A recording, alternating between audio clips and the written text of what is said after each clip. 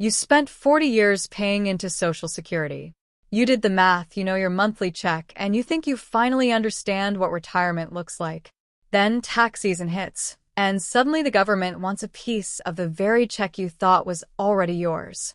Nobody warned you. Nobody sat you down and said this could happen. And that's exactly why so many retirees end up blindsided, sometimes owing thousands they never budgeted for. Here's the part almost nobody tells you before retirement.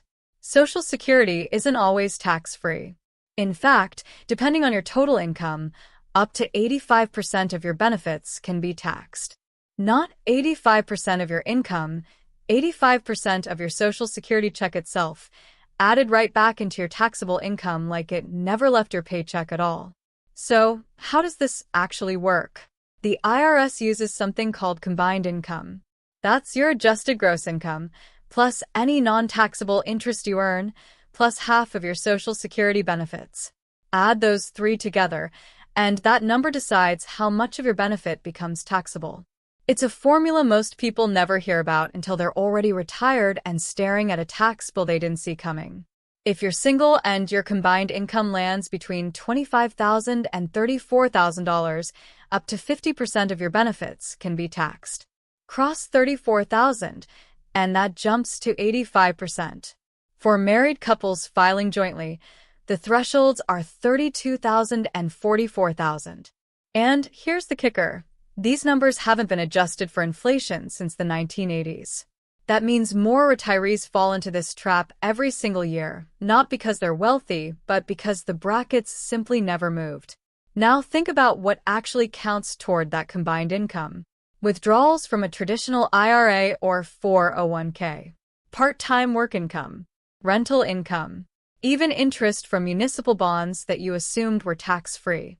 All of it stacks up, and all of it can quietly push your Social Security benefits into taxable territory. Retirees often make one required minimum distribution, one larger withdrawal in a single year, and don't realize it just triggered taxes on income they already earned decades ago. This is where the real trap sets in. It's not just double taxation in a technical sense, it's a lack of awareness.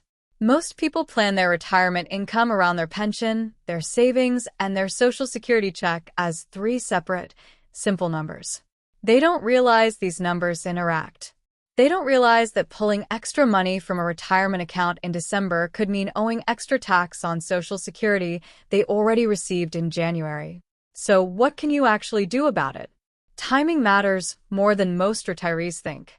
Spreading out withdrawals from retirement accounts across multiple years, instead of taking one large lump sum, can help keep your combined income under those critical thresholds.